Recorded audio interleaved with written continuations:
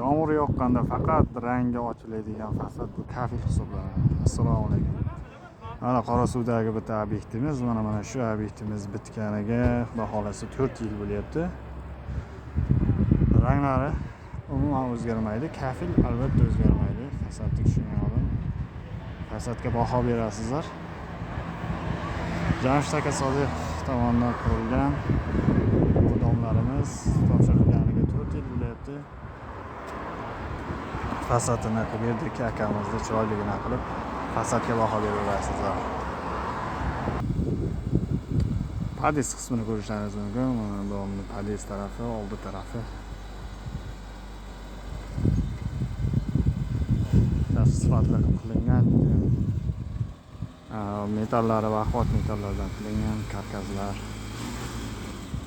Metal konstruksiyaga qotirilgan. Bu eng asosiysi.